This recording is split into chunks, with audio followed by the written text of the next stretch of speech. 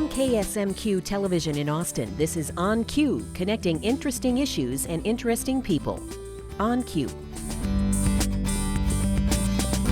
Agriculture is a huge part of our economy here in southern Minnesota and northern Iowa, and today our special guest works a great deal in that department, and he helps folks make more out of their agriculture products. Our special guest today is Michael Sparby, who is the Senior Project Strategist from the Agriculture Utilization Research Institute, which is a huge mouthful, but most people just say AURI, don't they, Michael? AURI, or we break it down to AURI. All right, sounds good. Well, welcome to the program. Thank you. So tell us a little bit. This organization has been around for quite some time, but for folks who may not be as familiar with it, give us an overview. Sure. The organization was formed by the Minnesota State Legislature back in 1989. We just celebrated our 25-year anniversary, and our mission is specifically to add value to the crops and the commodities that are grown in the state of Minnesota. So the way we carry out that mission is we provide the scientific, technical assistance that entrepreneurs, small businesses, medium-sized companies, co-ops need to develop those products to get them into the marketplace. So kind of in a nutshell, once the crop is in the bin or the animal is dead or the milk is in the tank, then we have the scientists to assist in developing new products and new uses. So you mentioned commodities. Give us a sense of what type of agriculture products are kind of eligible, Yep. as well as, do you have to be a farmer, or can you be kind of an inventor type that is looking for some help? Exactly. Yeah. As far as commodities go, pretty much anything that's grown in the state would qualify. Okay. So even if they have a specialty crop. Exactly. Still. And we worked with the fruit and vegetable growers. We worked with the Nursery and Landscape Association and their membership. So, yeah, beyond corn, beans, pork, and beef.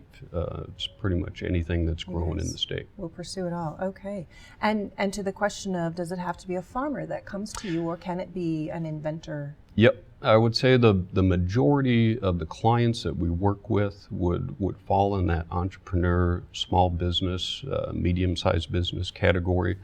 Every now and then we do have farmers that are kicking around ideas as they're in the tractor or on the farm. Great. Lots of time to think out there sometimes. Absolutely.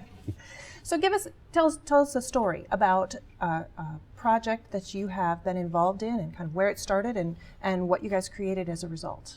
What's a success story? Sure. I guess the one, I've been doing this for quite a while. I've been doing it for 19 years, and the one I kind of always fall back on that, in my opinion, is a classic example is the product called Sweet Scoop. Sweet Scoop. Yes. Okay. It is a clumpable kitty litter made from off-grade wheat or non-feed grade wheat. Mm-hmm. And it was actually my first project to work on, and we assisted them in developing their initial product to get into the market. They've grown that company over the past 19 years, have been a great success, and we're working with them on their fifth product generation right now. Great. So we've helped them. Every new product that they've entered the market with, we've helped them with the development of that. Great. Is there a geographic requirement to your clients that you work with? Because you guys are located in Waseca, is that right? We actually have 3 laboratories throughout the state. Okay. So our headquarters is in Crookston, Minnesota, and northwestern Minnesota. In that laboratory, we deal with our food science as well as any microbiology needs. Down in Marshall, we have a laboratory where we deal with analytical chemistry, any fats and oils work that would need to be done. And we also have a full meats laboratory in our Marshall facility. Over in Waseca we have our co-product utilization lab. So fancy word for waste. Okay. Any type of processing waste, crop residues, mortalities, finding a higher value for those types the of leftovers. products. Exactly. Okay. And on your website, you guys talk about 4 core areas that you work with, and co-products is one of those, so that Yep. helps explain that, just anything that's kind of left over from another process. Bio-based products, what's that all about? Biobased products would be essentially, if you break it down to the basics, displacing plastics or other types of petroleum-based products in the marketplace with an agricultural or plant-based product. Okay. You sometimes see plastic shopping bags that say they're made out of corn. Is Yep. that an example of Cornstarch or polylactic acid would Okay. be an example of that. Bioplastic Solutions within the area here is a company that we've assisted in further developing their product line in that space of bio-based products. Okay. Food, you mentioned. Yep. So is this, when you talk about value added for food, how far do you go? I mean, all the way to like little frozen dinners, or give us an example of a food product that you've created. Oh, wow. On the food sector, it's one of those where it's truly all across the board. So everything from cheeses to ice creams to cookies, Okay. granola, obviously meat products.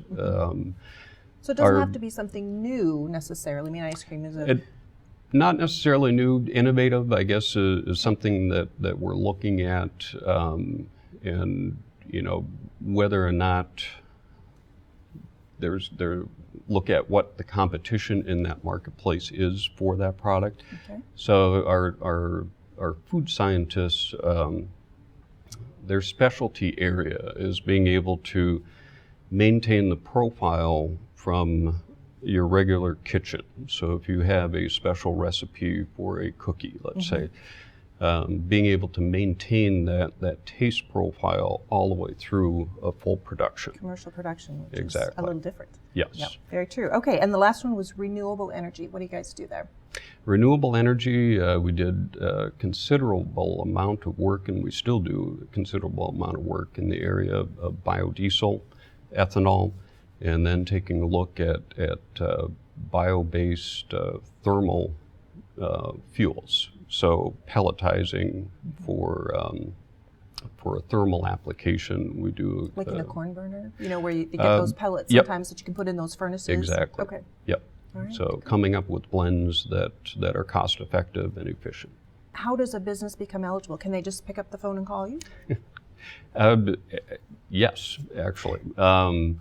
We do have an application process, so we take a look at their product idea, where they're at, how much work they have done with it, are they in the marketplace already, is it an add-on, take a look at essentially a market assessment. So when they come to you and want help, you really want them to kind of have the basics organized, and then you help them with the innovation.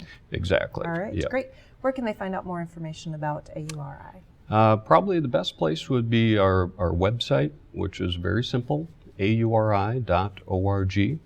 And on there, you'd be able to see what types of services we do provide, and all of the contact information you would need. Great, terrific. Michael Sparby, Senior Project Strategist for AURI. Thanks so much for being here. Thank you.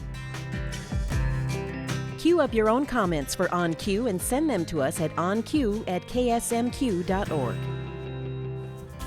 On Cue is a production of KSMQ Television in Austin, nonprofit public television.